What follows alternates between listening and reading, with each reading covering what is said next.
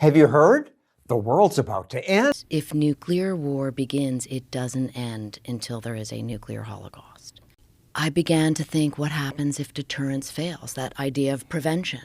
What happens? And I took that question to the people who advise the president, who work at Stratcom, who, command the nuclear sub-forces, and learned that it doesn't end well. Yes, this is concerning. NATO members are meeting with Biden recently, and a lot is happening. Joe Rogan gets accused at Otto paints horrifying pictures of nuclear war. It doesn't end well. Not only does it not end well, 5 billion people are dead at the end of 72 minutes. Very concerning. We're in the Cannon House building. This is where my office is here in Washington, D.C. And today, this week, NATO is launching their 75th summit. So here in our United States House building, I want you to see their gathering.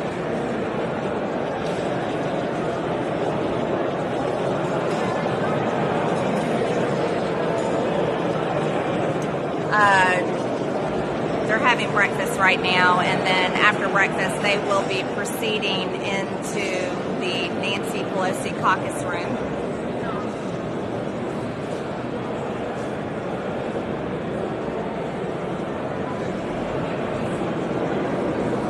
Where they will be meeting, and the whole purpose of the meeting, the Ukraine 75th summit, the NATO 75th summit is about the country of Ukraine. And NATO is coming together, supporting the war in Ukraine, continuing. I, for one, have been very spoken out about there should be peace in Ukraine, and there should be a full effort by NATO, by the United States of America for peace for this country. Anyone that says they support Ukraine should support peace for Ukraine. What's happening in Ukraine needs to end. Right now, there is an untold, unknown number of Ukrainian men that have been killed. Conscription teams roam the streets in Ukraine, scooping up teenage boys and any men that they see, maybe men that are working their jobs or men that have not served in the military yet, and they grab them, they take them away from their... Yes, before we proceed with this clip, Scoop, Kyiv want to convey a second meeting to achieve a fair peace settlement in Ukraine before the US elections in November.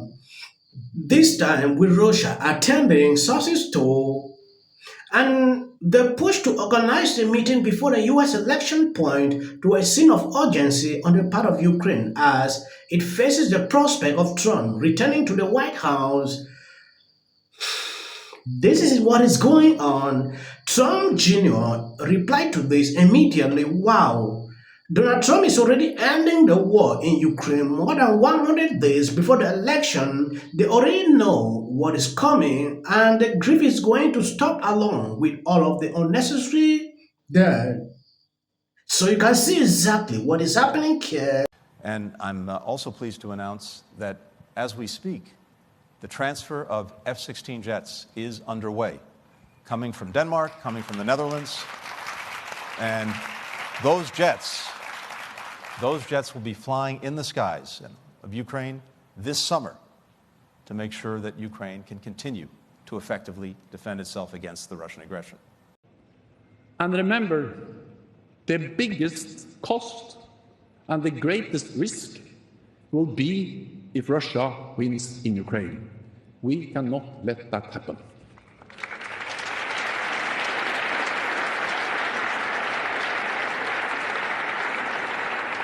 I think that people all over the world would be fighting for that, and members of NATO should be supporting an end to the war, because the purpose here at this NATO conference is they want to continue this war, and they want to find a way to fund it and continue this war even if President Trump is President of the United States. That is their stated goal. It has been stated here in Washington, D.C., and it's been stated across NATO. And I think that's a shame. It's horrible, and this needs to stop. What we should do is we should be pushing for peace, ending this war, and I fully support President Trump's plans to end the war in Ukraine. and to stop, and our country needs to stop funding foreign wars. We need to absolutely stop funding foreign wars and the continuous of this. And we had world peace when President Trump was president, but going forward, it looks like NATO and the Biden administration, and unfortunately, many members of Congress here in Washington are committed to the war in Ukraine and committed to funding this war. Americans don't want this. We want world peace, and we want any American tax dollars to fund the protection of our own border. Our hard-earned tax dollars should not be funding a NATO that wants to continue a war in Ukraine. Our hard-earned tax dollars should be supporting securing our southern border from the invasion of millions and millions and millions of people from over 160 countries in the world. So I wanted to do this video standing right here among all the NATO members that are down here eating breakfast, walking by me. Yes, that is not all. Breaking news. The United States will now be transferring their F-16 fighter jets to Ukraine. From Sector of Defense, Lord, I am proud that today POTUS alongside Denmark and the Netherlands announced that the Ukrainian armed forces will be flying F-16. As another sign of our deep commitment to Ukraine's self-defense, a coalition of countries has been working tirelessly to provide F-16 fighter jets to Ukraine. And today, President Biden, alongside the Dutch and Danish prime ministers, is proud to announce the transfer of F-16s is officially underway, and Ukraine will be flying F-16s this summer. Yes, the other day, Joe Rogan asked why we have $175 billion to send to Ukraine, but not $5 billion to send to Maui. People who lost their homes to the fire got mercilessly $700, while we accidentally allocated an extra $6 billion toward Ukraine. So why did they abandon Maui? Because the whole thing is a giant land grab. That is what Joe Rogan, Jimmy Dore, and many Maui residents think. It is truly odd how decisions were made to keep power lines above ground despite they know the risks.